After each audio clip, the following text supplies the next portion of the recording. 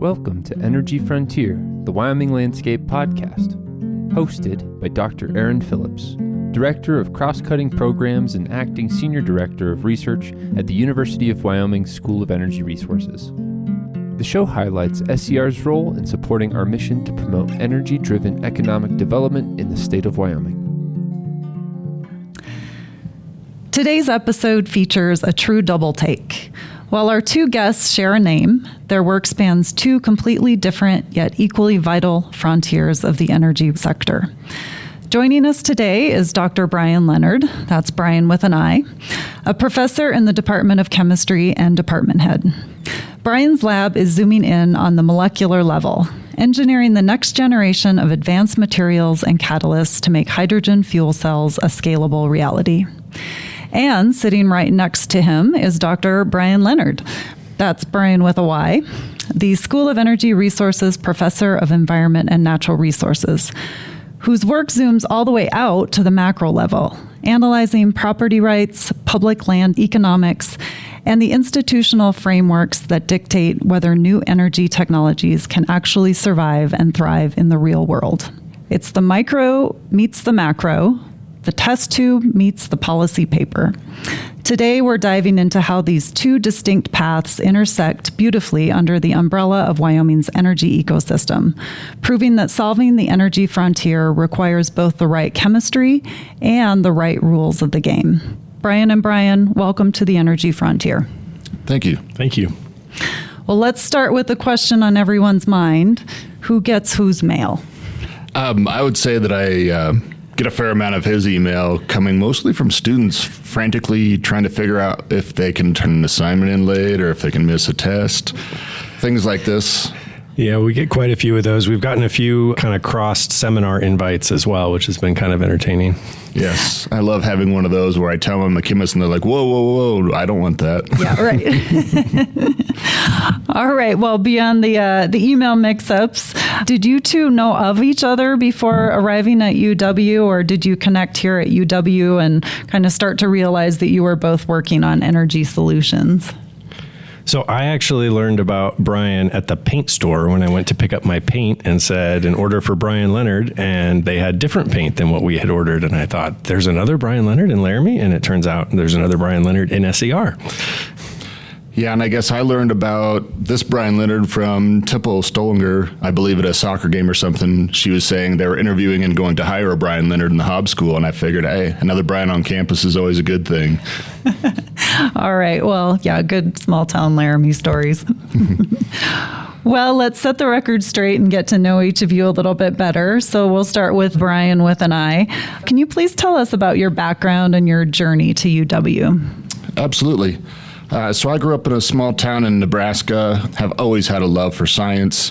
I worked on Grandpa's farm and had a lot of odds and ends jobs where you get the mechanical training, but also you start to understand some of the science of how things work and how to tear things apart and put them back together. I went on to get a Bachelor's of Science in Chemistry at the University of Nebraska-Kearney, a nice little school out there. Then I went to grad school at Texas A&M to get a PhD in inorganic chemistry. After that, kind of getting more into the energy side of things, I went to Cornell University and I worked at their Fuel Cell Institute for a couple years, developing materials for General Motors and their fuel cell division, if you will.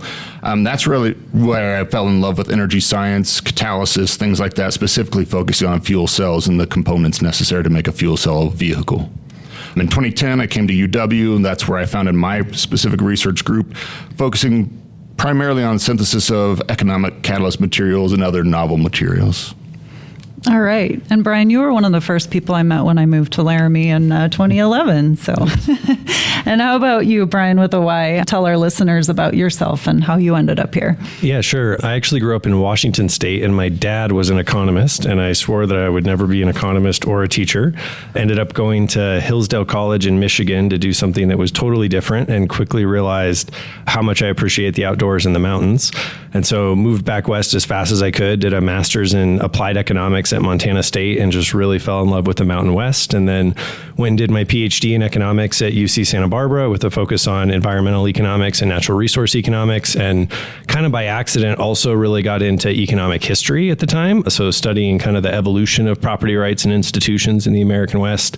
And then I moved to Arizona State, where I was for 8 years in the School of Sustainability. And then this SCR chair position became available in the Haub School, and it was smack dab in the middle of my research interests. Wyoming's kind of like a laboratory for all of the things that I'm interested in, looking at private land versus public land and the role of history and institutions. And there's water issues and energy issues and land issues. And so it's just kind of a perfect place to continue my research agenda.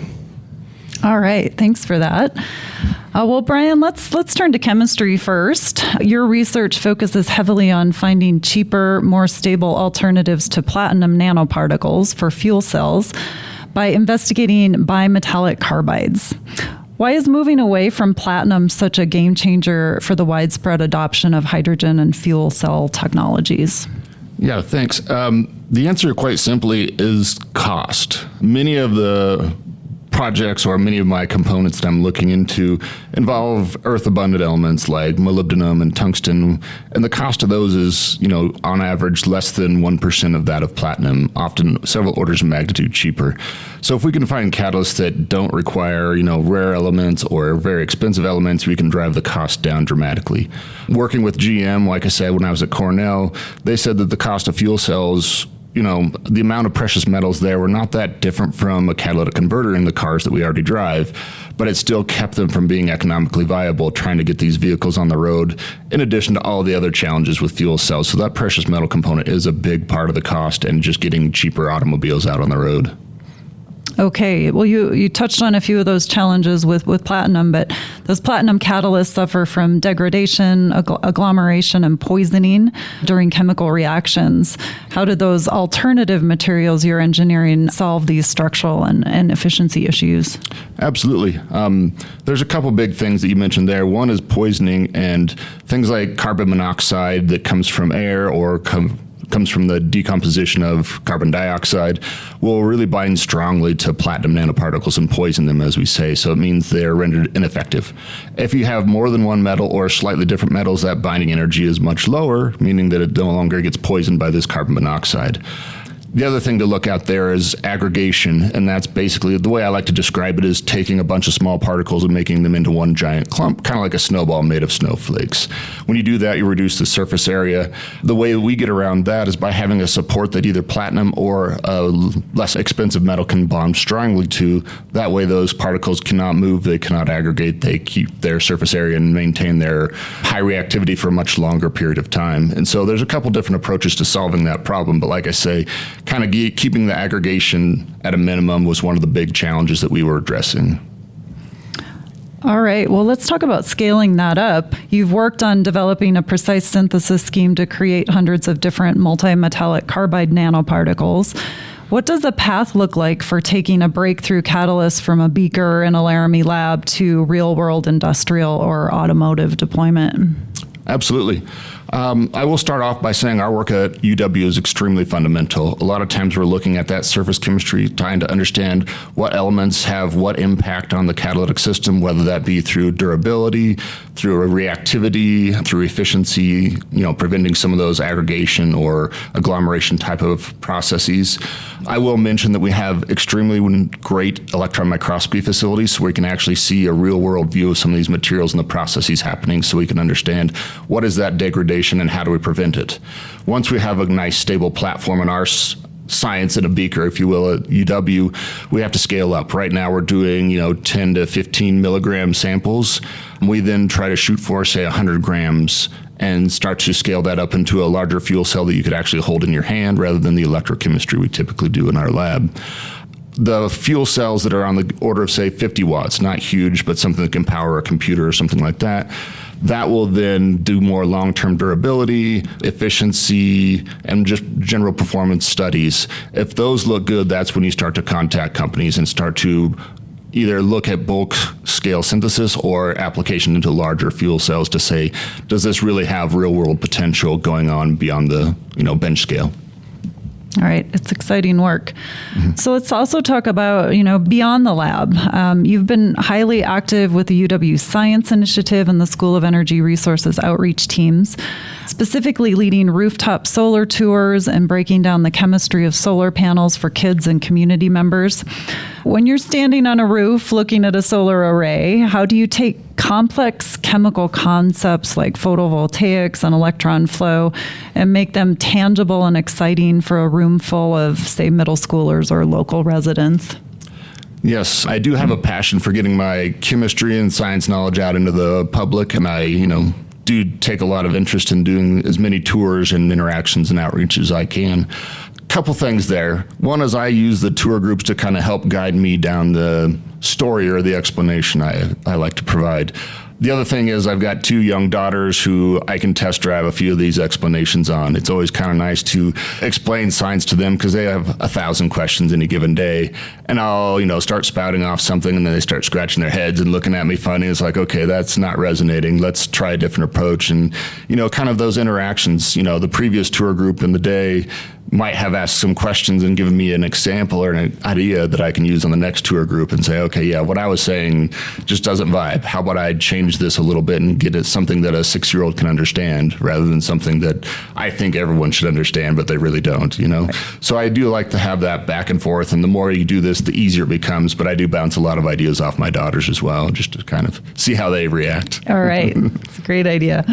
So what kinds of reactions do you get from the public on these tours? And, how does seeing chemistry in action on like a campus rooftop help demystify the changing energy landscape for Wyoming families? Yeah, I think that this is a fantastic thing. Doing a lot of these tours, I realized that most people in the general public don't understand how electricity comes out of the wall. You plug something in and it works. You put batteries in your device, it works. You have to charge your phone every day just to keep it going. And so trying to get some of that demystified, like you say, understanding of where's the electricity come from, how is it generated, how can we do better about, keeping it efficient and making sure our devices work well, and our growing energy demands, whether that be data centers or electric cars or anything else, how is this all interconnected and how can we make sure the public understands the changes in our landscape? As I give examples with this, depends on the group. There's a lot of them. I used to always bring my solar powered calculator. I've had it well over 20 years, and I show it to people and they're like, what is this thing? But I have not put batteries in my solar powered calculator for 20 plus years. And so usually with the kids, I can kind of get them and say, just imagine you had a device that never ran out of charge. You didn't have to put it down. All you needed some small solar panels and it could work forever. They usually like that idea. For some of the older folks that I've done this with, or the general public, I talk about my Christmas lights. I have Christmas lights that are solar powered, no extension cords necessary, no batteries necessary. I string them up. They stay on the house, no energy input from me. So it doesn't cost anything to run those all year round because, of course, I light my Christmas lights. But again, you can go from those kind of entry-level stories into something a little bit deeper. Traffic signs on the side of the road, we've probably seen flashing lights with a little solar panel. We didn't have to run power out to that. We didn't have to run batteries out there. Those should last almost indefinitely until we have better technology to replace them with or different signs. Moving into that, from that into, say, a cabin that's off the grid or remote sensing applications where you want to collect data out in the middle of nowhere, but we don't have power out there. How do you get energy without lugging a bunch of batteries or something like that? Small solar panels can do that. There's also some on the rooftop for examples to show them how we did some soil sampling with solar energy, and we could place these in the most remote parts of Wyoming without running any power out there to them. And so they start to see something from just a simple calculator all the way to collecting data out in the farthest reaches of Wyoming and saying, okay, yeah, maybe we don't have to have electrical lines everywhere. We can actually just put some solar panels up and, solve some problems that way. Yeah, those are great examples. Thanks, Bryan. Now let's turn to Bryan with a Y and zoom out on the environment, policy, and economy. So your work focuses on how institutions, property rights, and markets solve collective action problems in natural resource management. When a new energy technology or resource emerges, why is the policy framework and how we assign rights just as crucial as the technology itself? Yeah, so economics tells us that people respond to incentives in predictable ways, and we generally think our sort of behavioral model is that people are just trying to do the best they can, subject to whatever constraints they face. And that basically means you're going to keep doing something as long as the marginal benefit of doing that thing is greater than the marginal cost. So people just weigh the benefits and costs of their actions. But particularly in the energy space, but anywhere in life, the decisions we make create benefits and costs for us, but they create benefits and costs for other people as well. And both the policy framework and the assignment and sort of structure of property rights determines which of those costs and benefits are reflected in the decisions we make and which ones we might ignore. And so if we're making decisions and only paying attention to the benefits that we receive, but those decisions create a lot of costs for other people, we might do more of that activity than we would want from maybe a social perspective. And so how we assign property rights is going to determine which of those costs and benefits are actually reflected in the decisions being made. And the policy framework really shapes the constraints that people face. So that's going to affect what gets built, where it gets built, how it gets built. To give you a really concrete example, on federal land, we have the Bureau of Land Management put out something called the Western Solar Plan, which has, it's literally a map that says you're allowed to put solar panels here, you're not allowed to put them there. Similarly, in any BLM field office, there's going to be areas that are open to leasing for oil and gas, areas that are closed to leasing for oil and gas. And that whole framework sets kind of the rules of the game that determines who can do what. Similarly, kind of thinking outside of the public land context, there's a lot of different subsidies and pricing regimes for different types of energy and different energy technologies. Think about electric vehicles, think about solar, think about wind, think about carbon capture. The amount of those activities that we see in the world is going to depend on those policy frameworks and depend on what are the benefits of pursuing that technology. What's the benefit of driving an electric car versus an internal combustion engine to me as a decision maker? And how does the policy framework shape what those benefits are? Because they might be very different if I'm driving around in LA than if I'm driving around in Laramie, Wyoming. And it turns out actually the external costs of making those choices are pretty different as well. If you're driving around in a town where most of your energy is coming from a coal-fired power plant, it turns out that driving an EV doesn't make a big difference, right? Because you're plugging it in and burning a coal-fired power plant. But if you're driving somewhere where most of that electricity is coming from hydro, it might make a big difference. So those are the ways in which policy and property rights really affect both the choices we make and then the social impacts of those choices. Okay, makes sense. So, Bryan, you recently co-authored a prominent paper in Nature Energy exploring the economic potential of wind and solar in American Indian communities. What are some of the key institutional barriers or opportunities you uncovered that dictate whether these clean energy projects can successfully get off the ground? Yeah, absolutely. Thanks for this question. So this was kind of the most recent paper in a body of work that I have looking at property rights on Native American reservations. And it's such a great window into how property rights shape incentives and how bad institutions can lead to bad outcomes. So over 100 years ago, about 150 years ago now, there was an attempt to privatize communally held Native American land and allot it to individual households. I could talk about that for a very long time, but one implication of that policy was that for some of these lands, they get held in trust indefinitely with the federal government because the policy was supposed to last until everything was sort of fully privatized and would look just like land anywhere else, but they stopped after about 40 years. And so as a result of that, land that was kind of partially through this process at the time gets held in trust. And so what that means is if you own some of this allotted trust land today, you have to go to the Bureau of Indian Affairs to approve anything that happens on that land. So it's not really yours in the way that a piece of property, just off of a reservation might be. And it's also likely the case that you have co-ownership of that parcel with all of your relatives.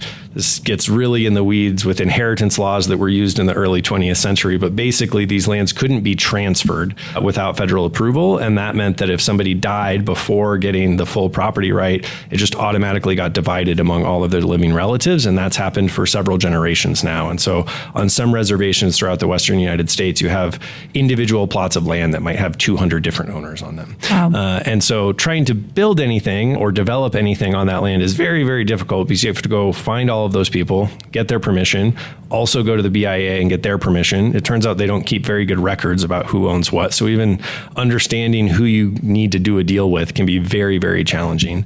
And layered on top of all that, thinking about the energy context in particular, our paper was focused on wind and solar development. One of the things that was instrumental for getting wind and solar development kind of nationwide in the early 21st century was the production tax credit and the investment tax credit, which basically say if you build wind or solar, you get a tax credit either based on the capacity or based on the generation of the technology that you built. That doesn't work for American Indian communities because they don't have any tax liability. They don't pay taxes to the federal government. And so it created this structural disincentive to invest on Native American land where you couldn't qualify for this credit. That has changed and continues to change. That was changed under the IRA, which is now kind of gone. But the PTC and ITC are also going to be gone soon. And so that sort of structural disincentive will go away. But that just gives you, again, a sense of how all of these kind of in the weeds legal nuances and allocation of property rights can really affect the decisions that get made on the ground. Sounds quite complex. So let's continue to talk about some of these past policies. Much of your research looks at the historical foundations of public resource management in the American West. How do these past policies like homesteading laws or traditional public land frameworks shape or limit how we manage modern transitions like carbon capture and storage or conservation leasing today? Yeah, so really fun example from homesteading. So most of the land that was privatized under the Homestead Act and various revisions to the Homestead Act or under cash sales, if you obtained that land, you also obtained the mineral rights, which is actually fairly unique globally. Most governments globally retain subsurface rights and get to choose who develops those minerals. But in the U.S., we privatized those rights. In 1916, the federal government passed a thing called the Stock Raising Homestead Act, which was geared specifically to promote ranching. And so if you were going to claim land for a ranch in particular, you could get more land. You could get up to 640 acres, which was about 4 times a regular homestead. But the government kept the mineral rights. And so it turns out that this is how a lot of the private land in Wyoming was originally privatized. And so if you look at a map of Bureau of Land Management surface ownership across the state, it's a much smaller area than if you look at a map of mineral ownership, because there's large swaths of private land in Wyoming where the surface is owned privately by a rancher, but the subsurface is still owned by the Bureau of Land Management. And so it creates this, what we call split estate regime, that creates all kinds of interesting costs and sort of divergent incentives for developing those resources. Really interesting in the context of carbon capture and storage in particular, because in Wyoming and many other states, the ownership of pore space, where you would actually inject that CO2, actually runs with the surface, not with the mineral rights. And so on one of these split instances, the private landowner of the surface would actually be the one you would need to write a contract with if you wanted to do a carbon capture project. And the economics of that get very, very challenging, because to assemble one of these projects, you might need to write, upwards of 100 contracts. And so that can be very, very difficult. In terms of public land frameworks and conservation leasing, that's a favorite topic of mine, kind of a controversial topic a little bit. But, if you think about an entity wanting to advance conservation, maybe they care about a migratory bottleneck or something like this, a piece of land that is particularly valuable for conservation for some reason. It could be a geographic feature, it could be habitat, could be water, could be anything. If you're, say, the Nature Conservancy, and there's a piece of private land that you really care about from a conservation perspective, you might just go knock on the landowner's door and say, hey, I really care about this piece of land. I would like to offer to buy it from you. Maybe I'll give you a conservation easement, which says I'll just pay you to promise never to develop anything on it, or maybe you'd pay them to tear down their fences, something like that. But it's basically just a willing buyer, willing seller transaction, having the conservationist put their money where their mouth is. Turns out if you try to do that on federal land, you can end up in prison. Most federal natural resources, so oil and gas, timber, grazing, are subject to what are called use it or lose it requirements that basically go back to when these laws were originally passed during westward expansion, in some cases in the 19th century, trying to promote diligent development of federal land and encourage people to move out west and settle. And so what they didn't want was people to monopolize those rights and basically claim a bunch of water, claim a bunch of timber, claim a bunch of oil and gas, and then just hold on to it. And so to have a right, you had to use that right. And that legal framework persists today. And so what that means is that while we have kind of a robust market-based approach for advancing conservation on private land, on public land, we have a much more acrimonious approach because that's not allowed. And so instead you get groups that sue the federal government and try to shut down all drilling or all grazing or all timber harvest or things like that. Okay, well, Bryan, I'd like to return to your background for just a moment here. You mentioned you earned your PhD in economics. How did your early training lead you to focus specifically on the intersection of markets, property rights, and energy resources in the American West? Yeah, so the answer is water. So I was focused on water rights and water markets as part of my dissertation research, mostly because there was funding available for that, and it was a big drought on in California. So I thought, all right, I'll do water. And it turns out water markets are really complex, and there's a lot of transaction costs. It's very, very difficult to trade water, much more difficult than it is to trade land. There are a lot of reasons for that I won't necessarily get into, but one of the reasons is just the structure of water rights themselves. In most Western states, they're what's called prior appropriation water rights. They have a priority date associated with them, which just means they were given out on a first come, first served basis. And now when there's a drought, you might think if there's not enough water to go around, everybody should cut back kind of proportionate to what they own. Turns out that's not how it works. Your priority date determines the order in which you cut back. This also led to a lot of overlapping claims of water where one person would divert water, some of it ends up back in the stream, the next person diverts water. So it's very thorny to figure out who actually owns what with these molecules of water. And I just wanted to understand, why do we do it that way? Why is this so complex? This makes it very, very difficult to allocate water to its highest valued use now. And so to do that, rewind the clock 150 years and go look at the emergence of the prior appropriation doctrine during the late 19th century to understand, okay, what is the economic rationale for doing this? Why did this happen? And the answer turned out to be to facilitate a bunch of private investment in irrigation infrastructure. So a lot of the places that we actually have water and kind of rugged drainages in the American West isn't really where you would want to use it necessarily for mining or for agriculture. And so you need to invest in ditches and other infrastructure to move that water from where you can find it to where it's usable. But people didn't have access to capital to finance those projects. And so what they had to do is they had to kind of band together to make those investments. And the only way to secure those investments was by having this priority-based water right to make sure that when people showed up later, they weren't going to be able to take your rights away from you. So that's a very deep dive on a very specific issue, but it basically is kind of how much of my work goes, which is to see a modern challenge, something that looks like it doesn't make a lot of sense, and then try to understand, okay, what are the historical foundations of that institution? Why do we do things this way? And then what does that mean for potential policy reforms to do it differently in the future? Mm-hmm. Okay. Well, we have one more question specifically for our economists. Bryan, economists often look at the hidden rules that govern how people and companies behave. When you look at an energy challenge, whether it's managing conventional oil and gas extraction or deploying large-scale utility wind and solar, why is understanding the economic incentives and property rights just as important as the physical technology used to extract or generate that energy? Yeah, so I think that goes back to the first question you asked me, which is just those incentives and property rights shape who bears the benefits and costs of making different decisions. And so that's going to affect both what technologies get deployed, where they get deployed, and then who wins and who loses from doing that. And so the course of technological breakthroughs and how they get deployed is really just going to depend on who can benefit from doing that and who is allowed to do that. Mm-hmm. Okay. Well, let's bring both Bryans into the conversation here. So it's often said that technology can't succeed without policy, and policy has nothing to regulate without technology. So I want to talk about how Bryan's work in fundamental chemical synthesis directly feeds into the broader market and economic questions that Bryan studies. So let's start with you, Bryan, with an I. Okay. I often say it's difficult to draw a box around all the components of very complex systems, whether that be a building, a vehicle, or something like that in terms of energy production, energy usage, cost, efficiency, lifetimes, things like that. And so if you want, new technologies, we have to develop a lot of ideas and kind of test out some of those ideas at the fundamental level to say, is this worth pursuing or not? Without some policy to help promote some of those things, we'd get stagnant in our ideas and we end up just kind of doing the same thing over and over.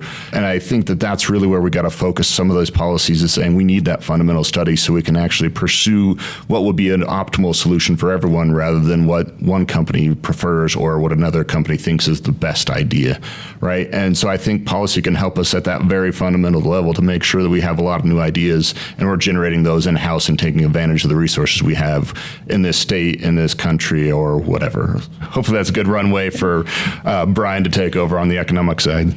Yeah, absolutely. Actually, the example that comes to my mind, Bryan was talking about solar panels and the ability to power things off grid, and that's a huge one.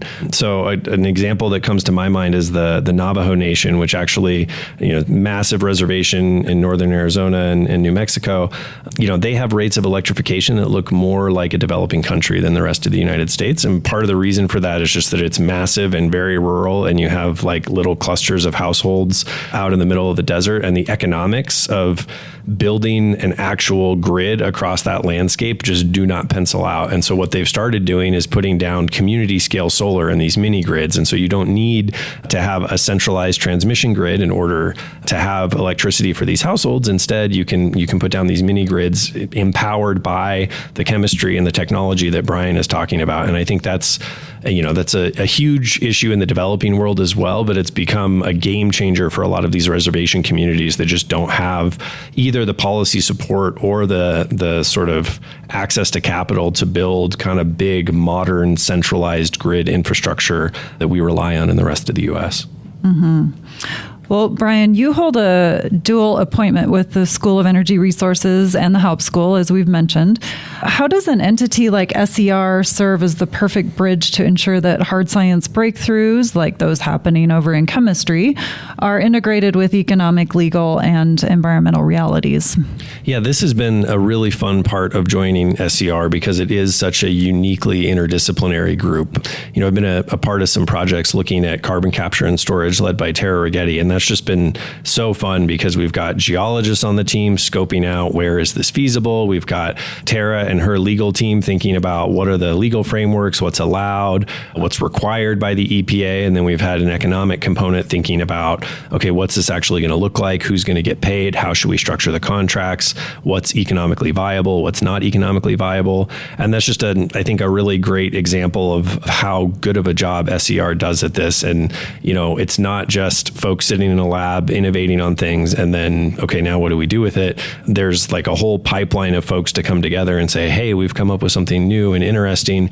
What needs to change policy-wise for this to be viable? Does it need some sort of incentive? Are there regulatory barriers? What can we do about that? And then we can supply the economic analysis to say, okay, well, here's the costs and benefits of doing it this way or that way, or here's the advantages of, promoting this new policy, et cetera. Excellent. Well, I'd like to turn to Wyoming now. Wyoming is unique in its massive footprint across both traditional and emerging energy sectors. How does the specific landscape of our state inspire your research paths, and why is UW the ideal place to look at energy from both the micromolecular and the macro institutional levels? And Bryan, we'll start with you. Okay. I'm going to focus on a couple of things that the chemistry department is, in the last few years, really developing and pushing pretty hard. One of them is rare earth elements, and that's one thing that we've really been trying to get into because of the ores and the different deposits within the state of Wyoming. That's tied into the School of Energy Resources, who's looking to find those ores and those resources, and is it economically viable to extract those? We're trying to take the next step and look at, can we separate those in a process that's novel? They've been using the same technology for the past 30, 40 years. Can we find something that's more efficient, less environmentally damaging, and kind of develop that? Taking it another step further, now can we push that up the product chain into something useful, be it magnets, catalysts, things like that, to say, can we start to develop some of those things so we don't have to ship all of our ores off to some other country to have them processed, both for separations and then to build a product just to ship them back. An example I like to give is a cell phone that's in most of our pockets right now has 8 to 10 different rare earth elements in it. That's for magnets for the speakers, for the microphones, the little vibration thing that's inside of there. Also for the luminescence to make these devices light up, you need a lot of rare earth elements, small amounts of them, but you need very specific materials. And so something that we really are pushing is how do we keep that rare earth technology in-house, from the geology, finding the ores, extracting the ores, separating those into useful materials, and then starting to develop those useful materials in state. The other one was one that I wasn't very heavily involved in, but I'm starting to get more into that path, and that is nuclear energy and uranium. I took a bunch of students to a uranium in situ mine in northern Wyoming, which to me was uneventful to see because it's all just pumping water. But at the same time, it was really cool that we can simply pump water in the ground and extract uranium out. And it's a lot of very simple general chemistry solubility rules to do this. But then what do we do with that uranium yellow cake? We ship it off to another country for processing. So we're looking into how do we take those ores and refine them in the U.S. or in the state of Wyoming and better utilize some of those resources with less environmental impact. The chemistry department is really ramping up both of those areas right now with help from SER and trying to take advantage of funding, whether it be at the very fundamental level or more applied areas like these microreactors that we're developing. So I think Wyoming has a lot of potential and a lot of talent in these different areas, coupling different researchers on campus with different utilities across the state and saying, how can we tackle some of these bigger challenges and really develop new technologies that are going to change the world? Yeah, so important to develop that full supply chain for rare earths and uranium. Yeah. Bryan, what about your perspective on that Wyoming question? Yeah, so for me, Wyoming is just such a great laboratory and microcosm for so many of the things that I'm interested in. There's so much rich, historically driven variation in what the property rights look like, both federal versus private, but then even the types of private property rights. And you get really unique settings where, we have a thing called the Wyoming checkerboard, thanks to 19th century land grants to railroads, where every other square mile of land is owned by the BLM versus a private party. And so it's a great, in economics, we call these natural experiments where, a lot of like the land quality, the resource quality, all of these things are held constant across this line that was just arbitrarily drawn 150 years ago, and we can learn a lot about how the institutions impact resource use and economics by leveraging those kind of comparisons. And so there's just a lot of rich variation driven by those historical policies that still have a legacy today. And there's a lot of live policy questions, of course, as well, that are really fun to look at. So one thing that was, loomed large in the state right around the time I started was the Rock Springs Resource Management Plan the BLM put out, which I believe now is being revised again. And that was just such a great way to dig into all of these issues having to do with competing uses across federal land, whether that's renewable energy, whether that's wind and solar, grazing, oil and gas, et cetera. I also think it's a really fun state that, I've got this joint appointment between the Haub School and SER, and to me, that just embodies such a interesting and I think important, sometimes they don't like when I use the word tension, but I think there is a tension that Wyoming has these very rich energy resources, but sometimes there are big impacts from developing those resources. And we're also really blessed with incredible wildlife resources, incredible recreational resources. And those are two things that I think a lot of people in the state are proud of. And so it's really fun for me to sort of kind of sit in that tension and think about, okay, how do we make the best use of these scarce resources? And how do we navigate the inevitable conflicts that sometimes arise when we have to choose literally on a square mile of land? What are we going to do with this square mile of land? What's the highest valued use here? And I think economics is really useful for that. Yeah, really interesting space to be working in.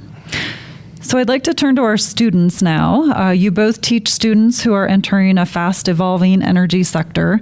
Bryan, you're training future scientists in the chemistry lab, and Bryan, you're training future land managers, analysts, and policymakers through SER and the Haub School. What are the core skills or mindsets you are trying to instill in your students so that they can thrive in an energy landscape that will look completely different in 10 or 20 years from now? So Bryan, let's go back to you. A couple of key components that I try to instill in them. One is curiosity. I, from a young age, would tear things apart to see what was inside, see how it clicks, what makes it work.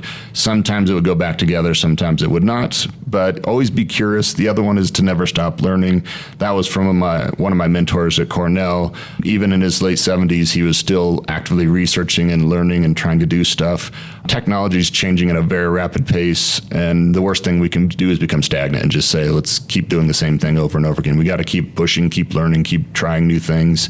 We can learn a lot from our past. Some of our past failures and our past successes can be detrimental or helpful, but learning from that past, I like a lot of the chemical history, similar to your economics history that you enjoy, but looking at that and saying, what did we do good? What did we do very poorly? How can we learn from that? There's a lot to be said for sustainability within the chemistry lab and saying, let's not use some of these forever chemicals. Let's not use some of these things we've done in the past that seem like a really good idea, but hindsight's 2020, maybe some of those were a terrible idea.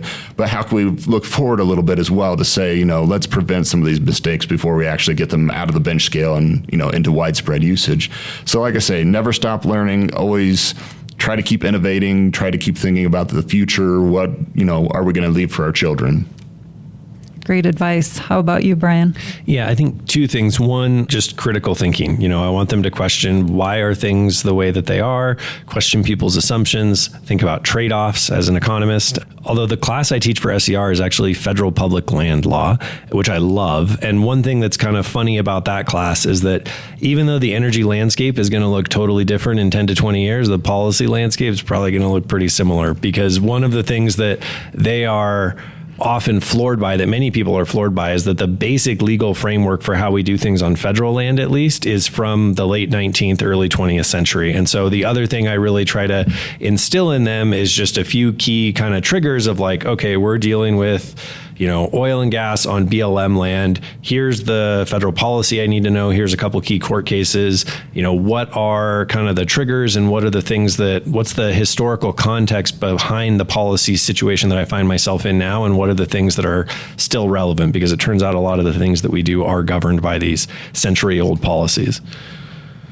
Okay, well, teaching energy here at UW is a unique experience because our students often have deep multi-generational roots in the state's traditional energy economy, while also being on the front lines of new innovations. How does that unique Wyoming background shape the discussions, perspectives, and energy debates happening inside your classrooms? Bryan? I'm going to take this a little bit different direction. In the summertime, I run a research experience for undergraduates, our RU program, where we bring in community college students from across the state or across the region, and they have a wide variety of different backgrounds. Our goal for that program is just to get them to think like a scientist and understand what is research in science, whether that be chemistry or something else.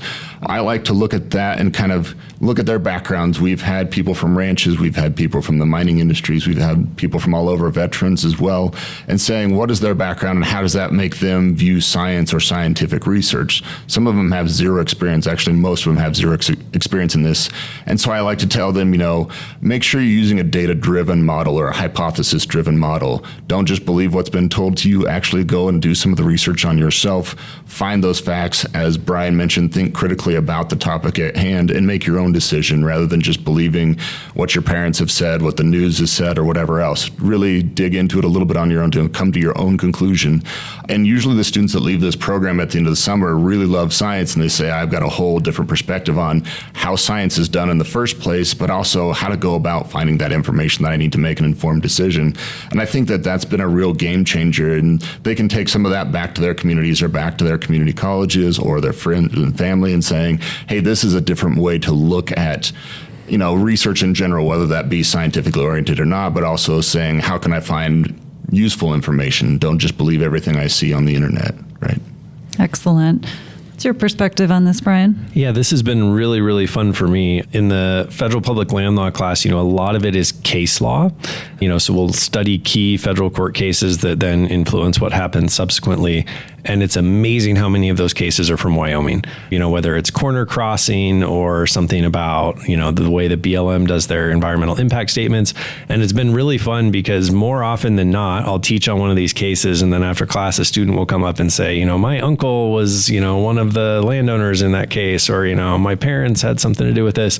And so they really bring this on the ground lived experience that I think is super fun, especially in a law class, right? That could be very, very dry, but they're able to see kind of how it actually touches their lives, which I think is really interesting. And I think in addition to the folks that are directly engaged in the energy industry, the other set of folks that's been really fun to engage with is I have a lot of students from multi-generational ranching families, and they bring a really unique perspective to federal land management as well, because it looms really large in their day-to-day life and operations. And so it's been really fun to see their eyes kind of opened to the broader kind of frameworks and legal debates that inform the policies that they're having to deal with on a day-to-day basis, and then hear back from them what that looks like on the ground.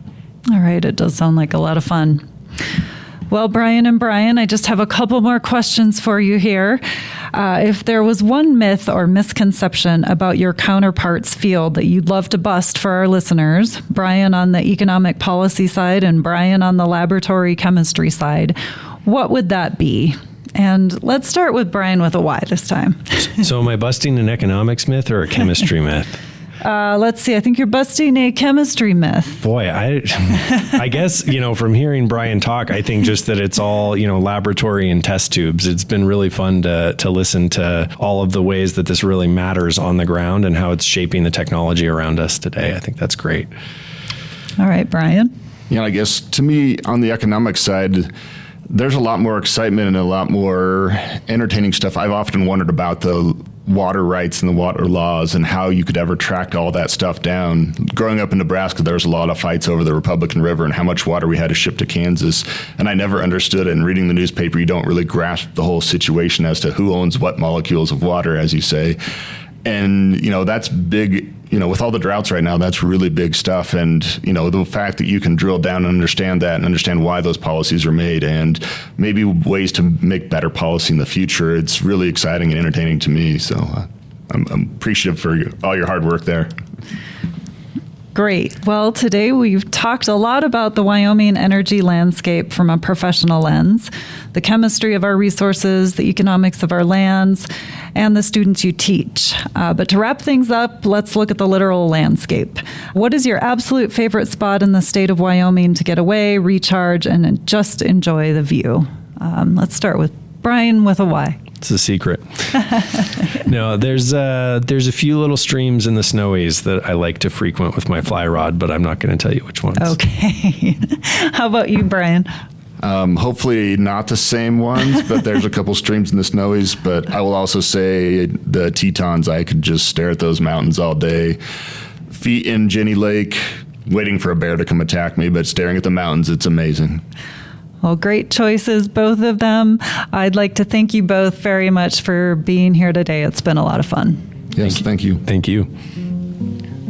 Thank you for listening to this episode of Energy Frontier, the Wyoming Landscape, the podcast that highlights the School of Energy Resources at the University of Wyoming. You can expect a new episode of Energy Frontier every other Wednesday on Apple Podcasts, Spotify, or wherever you listen to podcasts. See you next time.